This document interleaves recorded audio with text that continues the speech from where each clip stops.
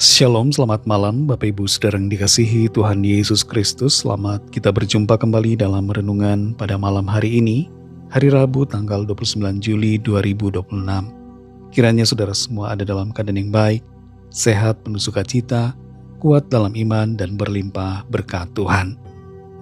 Sebelum kita mendengar kebenaran firman Tuhan, mari kita berdoa. Bapa kami yang di sorga, Bapa dalam nama Tuhan Yesus Kristus, terima kasih, kami bersyukur untuk penyertaan-Mu, kuasa-Mu, kekuatan-Mu yang Tuhan limpahkan di sepanjang hari ini, sehingga kami mampu melewati semuanya. Kembali kami mau mendengarkan sabda firman-Mu. Urapilah kami Roh Kudus agar kami mengerti dan taat melakukan akan setiap kehendak-Mu. Dalam nama Tuhan Yesus kami berdoa. Haleluya. Amin. Saudara yang dikasih Tuhan, ayat firman Tuhan saat ini terdapat dalam kitab Nabi Yeremia, pasal 19 ayat yang ke-15. Tertulis demikian. Beginilah firman Tuhan semesta alam, Allah Israel. Sesungguhnya aku akan mendatangkan ke atas kota ini dan ke atas segala kota sekitarnya seluruh malapetaka yang telah kukatakan akan menimpa mereka. Sebab mereka berkeras kepala dan tidak mendengarkan perkataan-perkataanku. Saudara yang dikasih Tuhan, seorang budayawan dan pastor Katolik kelahiran Belanda bernama Martinus Antonius Wesselinus Brouwer pernah mengatakan, bumi Pasundan lahir ketika Tuhan sedang tersenyum. Brouwer tinggal di Jawa Barat selama sekitar 40 tahun. Dan dia merasa senang berada di sana. Apa yang dia ungkapkan tentang lahirnya bumi Pasundan saat Tuhan tersenyum sebenarnya punya basis teologis dalam Alkitab. Sebab memang Tuhan tidak menciptakan langit dan bumi ini dengan amarah, tapi dengan sukacita, dengan hati yang gembira. Sebab kalau tidak, maka Tuhan tidak akan menciptakan langit dan bumi ini dengan begitu baiknya.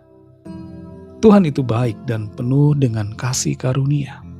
Dia mau melimpahi kita dengan kebaikan demi kebaikan. Dia menciptakan kita sesuai dengan gambarannya. Tapi kalau kita telusuri Alkitab, kita juga akan menemukan momen-momen di mana murka Tuhan menyala-nyala terhadap ciptaannya. Mengapa, saudara? Ini bukan karena Tuhan tidak mengasihi, tapi karena keadilan dan kebenarannya yang tidak mengizinkan dosa merajalela. Salah satu dari momen di mana Tuhan murka, kita temukan dalam Yeremia 19 ayat 15 ini. Di situ dikatakan, beginilah firman Tuhan semesta alam, Allah Israel. Sesungguhnya aku akan mendatangkan ke atas kota ini dan ke atas segala kota sekitarnya seluruh malapetaka yang telah kukatakan akan menimpa mereka. Sebab mereka berkeras kepala dan tidak mendengarkan perkataan-perkataanku. Mengapa Tuhan kelihatannya begitu marah? Tidak lain adalah karena sikap pemberontakan manusia, kekeras kepalaan umatnya, dan tidak terbatas hanya umatnya saja yang keras kepala, tapi semua bangsa di sekelilingnya juga berkeras kepala, memberontak terhadap Tuhan. Apa yang dimaksud dengan berkeras kepala? Yaitu sikap yang secara sengaja menolak mendengarkan peringatan Tuhan, menolak untuk mentaati firman Tuhan, menolak untuk tunduk dan taat kepada Tuhan. Tuhan sudah berulang kali menegur umatnya, tapi orang-orang yang dikasihinya itu malah berbalik muka. Mereka tidak menyembah Tuhan, melainkan mereka menyembah berhala-berhala. Mereka meninggalkan Tuhan yang benar, yang telah memimpin mereka keluar dari Mesir, dan berpaling kepada berhala-berhala yang sebenarnya bukan apa-apa. Mereka juga melakukan pengorbanan anak-anak.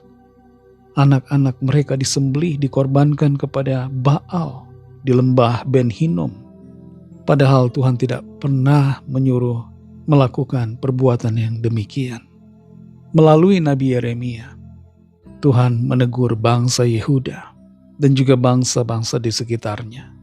Tuhan mengatakan bahwa Dia akan menimpakan seluruh malapetaka yang telah Tuhan katakan akan menimpa mereka. Betapa mengerikannya dampak dari keras kepala. Kalau kita mau kita hidup dalam keberkatan, dalam anugerah Tuhan yang sungguh-sungguh berlimpah dalam hidup kita, miliki sikap yang tidak berkeras kepala, tapi taat untuk melakukan akan kehendak firman Tuhan di hidup kita. Dengarkanlah perkataan-perkataan firman Tuhan, dan biarlah hidup kita senantiasa memuliakan akan nama Tuhan. Mari kita berdoa. Bapa di sorga, terima kasih Tuhan Yesus, kami bersyukur untuk firman-Mu yang sudah kami dengar, firman-Mu yang menegur kami, mengkoreksi kami, khususnya kami yang selama ini terus-menerus berkeras kepala, tidak mau taat kepada Tuhan, tidak mau dengar-dengaran. Ampuni kami Tuhan dan kuduskan hati pikiran kami, lawat kami, ubahkan kami menjadi pribadi yang sungguh-sungguh mentaati akan firman-Mu, tidak keras kepala, tapi lembut hati untuk menjalankan apa yang Tuhan kehendaki. Terima kasih untuk firman-Mu, pimpin kami terus ya Roh Kudus untuk melangkah di dalam kebenaran seturut dengan kehendak firman-Mu. Berkati kami Tuhan di sepanjang malam hari ini, dalam istirahat kami. Berikan kami tidur yang nyenyak, dan bangunkan kami kembali besok pagi dengan kekuatan yang baru. Lingkupi kami dengan kasih dan kekuatan-Mu. Berkatilah bangsa kami Indonesia dan juga semua bangsa di dunia ini. Berikanlah keamanan, kedamaian, dan kesejahteraan. Dan lawatlah setiap orang dari segala bangsa, supaya mereka percaya kepadamu dan menerima anugerah keselamatan. Ampunilah kami Tuhan akan dosa dan kesalahan kami, seperti kami juga mengampuni orang yang bersalah kepada kami, dan pimpin kami jadi sempurna seturut dengan kehendak-Mu. Dalam nama Tuhan Yesus Kristus kami sudah berdoa dan mengucap syukur. Haleluya. Terimalah berkat Tuhan. Tuhan memberkati engkau dan melindungi engkau. Tuhan menyinari engkau dengan wajah-Nya dan memberikan kasih karunia. Tuhan menghadapkan wajah-Nya kepadamu dan memberikan damai sejahtera. Berkat dan anugerah Allah Bapa, kasih karunia dari Tuhan Yesus Kristus, dalam persekutuan dengan Roh Kudus, menyertai saudara semua, sekarang ini dan sampai Maranatha, Tuhan Yesus datang kembali, dan bahkan sampai selama-lamanya. Dalam berkat nama Tuhan Yesus Kristus, haleluya, amin. Puji Tuhan, saudara yang dikasihi Tuhan, Tuhan Yesus memberkati saudara semua. Selamat malam, selamat beristirahat, dan sampai jumpa dalam renungan yang berikutnya. Haleluya.